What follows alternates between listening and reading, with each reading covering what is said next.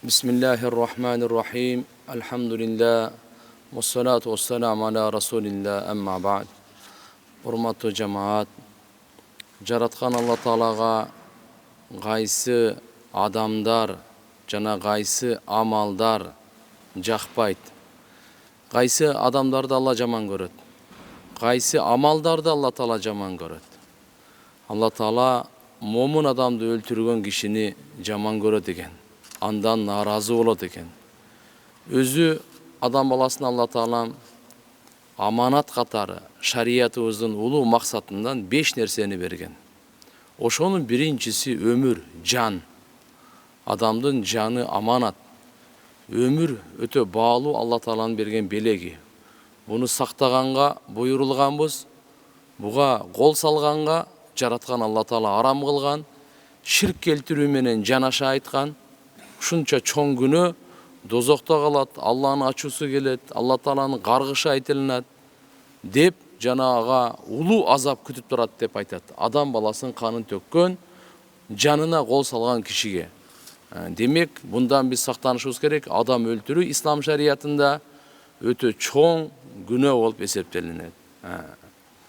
Экинчиси бул ард деп коет, адам баласынын аброю, авири.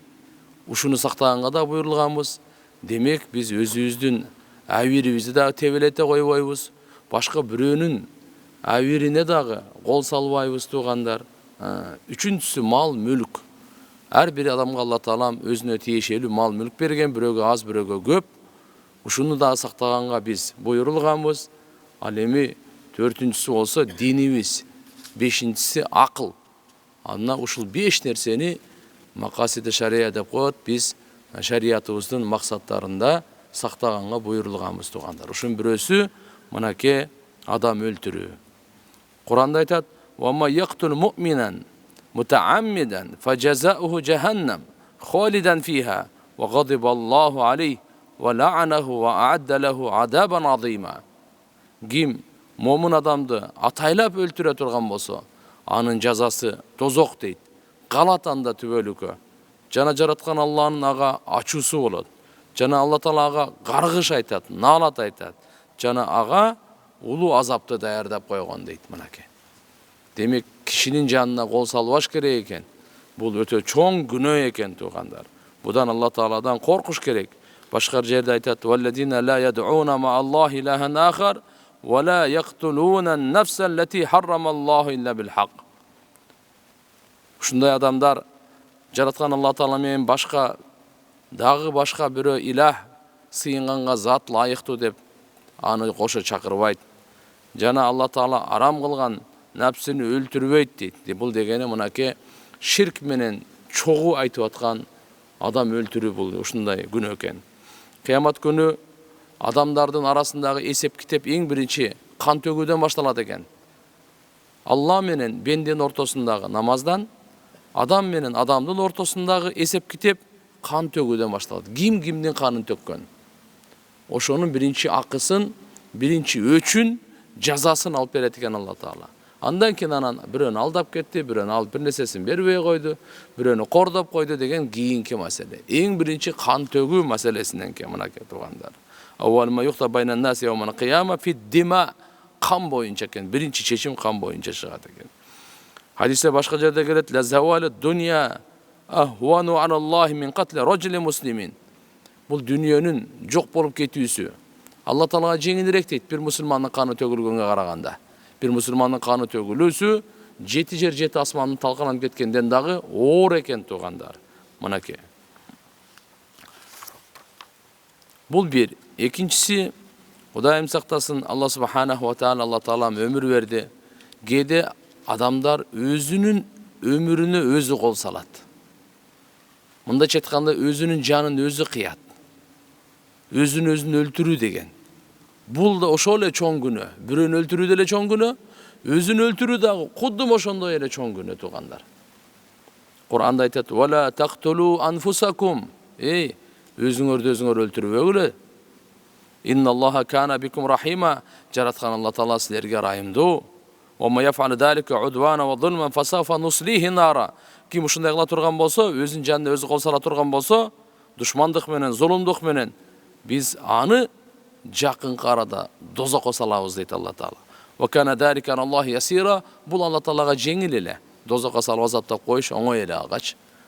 Демек мындан биз коркушубуз керек экен.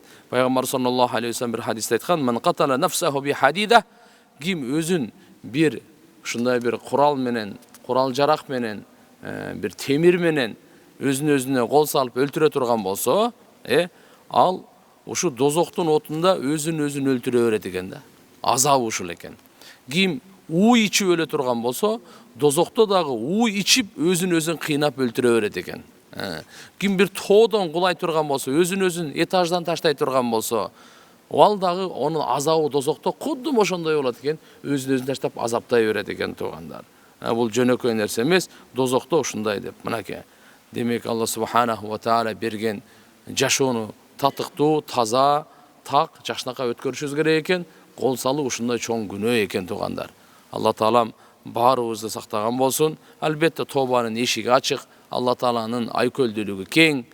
Ким ушундай жаман ишке ниет кылса же барган болсо, тоба кыла турган болсо, жакшы амалдарды кыла турган болсо, Алла Тааладан жалбырап сурай турган болсо кечирим, Алла Таала кечиримдүү зат. Алла Таалам тобаны кабыл кылуучу зат. Кул я ибади аллазина асрафу ала анфусихим ла тaqnatu min rahmatillah. لا تقنطوا من رحمة الله إن الله يغفر الذنوب جميعا إنه هو الغفور الرحيم. Ey menin bendelerim, öz janдарына зулумдук кылган. Силер жараткан Алланын мээриминен үмүтсүз болбогула. Үмүтсүз болбогула. Жараткан Алла бардык күнөөлөрдү кечирет. Анткени ал кечирүүчү, ырайымдуу дейт. Урматтуу агай мусулман бир туугандар, тобанын эшиги ачык. Биринчи мындай жаман иштерди кылбаш керек. Бул тобанын эшиги адам өлтүргөнгө эле эмес, мушрик, муртад, мунафыктардын бардыгына ачык. Демек, эч качан Алланын рахматынан үмүттү үзбөй, жараткан Алла Таала кечирүүчү экенин унутпай, Алла Тааладан чын жүрөктөн тоба кылса, бенденин күнөөлөрүн Алла Таала кечиргенге даяр.